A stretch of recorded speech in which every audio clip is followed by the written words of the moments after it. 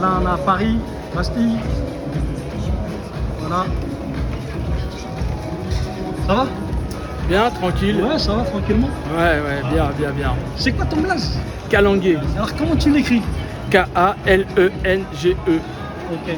Bon, toi, t'as fait plein de trucs. T'as fait des mixtapes, t'as écrit dans les journaux. Ouais. Aujourd'hui, t'es réalisateur. Tu fais beaucoup de choses. T'as fait beaucoup de choses. Acteur J-pop. Ouais, On est d'accord? à l'ancienne. À l'ancienne. Voilà. Maintenant acteur du hip-hop dans le 7e art. Voilà. Bon, je peux juste petite rectification. Ouais. J'ai pas fait de mixtape. Ok. J'ai fait des tapes. D'accord. Tu vois, à une époque où il y avait des tapes mais sans mix. Tu vois. Ok. Tu balances les albums, tu mets les morceaux, mais tu mixes pas, tu vois. Ok. Et voilà. Bon, là, on a fait une interview. On est resté un petit moment. La caméra, elle est là. Je te remercie beaucoup. Ça m'a fait très plaisir de te rencontrer. On connaît beaucoup de monde en commun. Là, on a fait, ce qu'on a fait, c'est une archive. Voilà, j'ai l'habitude de dire ça à la famille. C'est comme d'habitude, on fait une petite archive. Tiens, qu'est-ce que tu peux me dire juste par rapport à cet événement? Voilà. Et l'interview qu'on a pu faire. Franchement, Paris Love Vinyl, très bien. Très bien. Surtout la version moins de 10 €. C'est bien de montrer aux gens parce que les gens nous disent oui, les vinyles ça coûte cher et tout ça. Ouais, il y en a certains qui coûtent cher, mais il y en a qui coûtent pas très cher aussi. Et ici, à Paris Love Vinyl, tu peux trouver des disques à 1 €, 50 centimes, soit 2 €, 3 €, 4 €, 5 € aussi. Voilà. Tu vois? Et ça, c'est intéressant. Ça, c'est super intéressant de montrer aux gens que non, le vinyle, ça coûte pas cher. Et c'est pas avec les vinyles que tu vas devenir riche.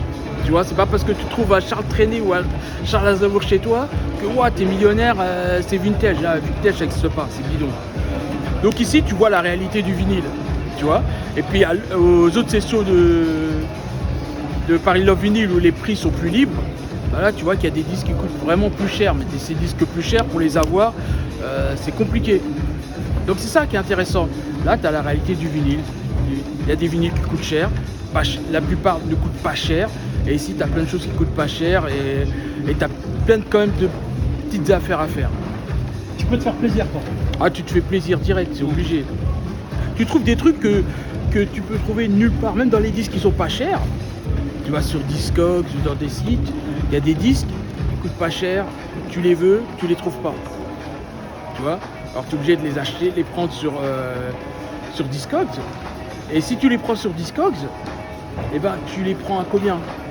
Tu vas devoir payer la douane, tu vas devoir payer le transport et tout ça. Donc ici c'est bien parce que tu as la possibilité de trouver des trucs. Par exemple, j'ai trouvé un No Hard Weight de 90, un album pas mal, qui n'est pas recherché du tout, mais que je trouve jamais, et que j'ai jamais trouvé en vinyle, et que j'ai trouvé en vinyle hier pour 5 balles, quoi. Que veut le peuple? Le rap français, ça coûte super cher. D'ailleurs, il n'y en a pas beaucoup ici, là. Tu peux trouver du rap français aussi, mais tu peux trouver du rap français pas cher. Tout ne coûte pas des milliers et des cents. Non, il y a du rap français pas cher. Il y a tout pas cher. Tu vois, si t'aimes le rap français, t'es content. Si t'aimes le R&B, t'es content, même s'il y a beaucoup de maxi. Oui, c'est Mais ça. tu peux en fouinant trouver des petits trucs intéressants. Si tu connais, là-bas, il y a un album de Soivé à 2 €. Tu vois. Donc si tu connais un peu la période New Jack, ça doit être un album de 90, 2 €. Si tu veux. Il faut connaître. J'ai vu qu'il y avait beaucoup de maxi, ouais, de rap français, mais peu d'albums, très très peu d'albums. Ouais. Parce qu'ils valaient une fortune en ce moment. Ouais. Tout simplement parce qu'il y avait la politique en 90 de sortir peu de vinyles. Donc tout ce qui est un peu. Tous les vinyles sortis en 90, c'est très très compliqué. Tous les albums sortis en 90 en vinyle, c'est très compliqué de les avoir, ça coûte cher. Puisqu'ils voulaient nous faire consommer du CD, donc il y a très peu de vinyles, donc ça coûte cher à la base. Quand je te dis ça coûte cher, 30, 40 €, tu vois.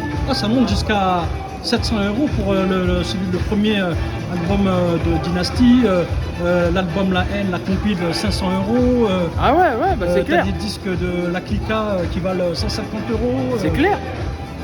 De IAM qui valent une fortune. Mais t'en as d'autres qui valent pas très cher. Il y a d'autres albums qui valent pas très cher. Là, on est dans le haut du panier, mais il y a d'autres albums qui sont bien. qui va pas très cher. Des fois, il y a des disques qui vendaient pas hier, donc tout le monde s'en fout, qui aujourd'hui sont réédités et qui même pressage d'origine coûtent finalement cher. Tu vois, alors que personne n'en voulait avant, puis tout d'un coup, le disque il prend de la cote, il monte, il coûte super cher. Il y a une réédition derrière, très peu d'exemplaires qui finalement aujourd'hui coûtent un peu moins cher, mais coûtent quand même cher.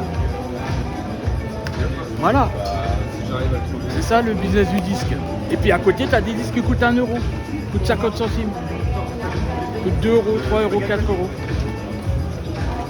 Toi et moi, on a parlé aussi de la soul et de la funk. Ouais, du funk. C'est pareil, ici il y a beaucoup de soul, beaucoup de funk, Ouais, énormément ouais, de consommateurs de cette musique-là. ouais. On en a parlé, toi et moi, on a parlé de Clignancourt, de Saint-Ouen, Marché aux Puces, de Châtelet, Ouais, des quartiers dits sensibles. ouais, c'est là où tout se passe. Au plus de Clignancourt, marché Dauphine. On va se revoir, toi et moi. Ok? Génial. Je te remercie beaucoup. La classe. Force. Force, super.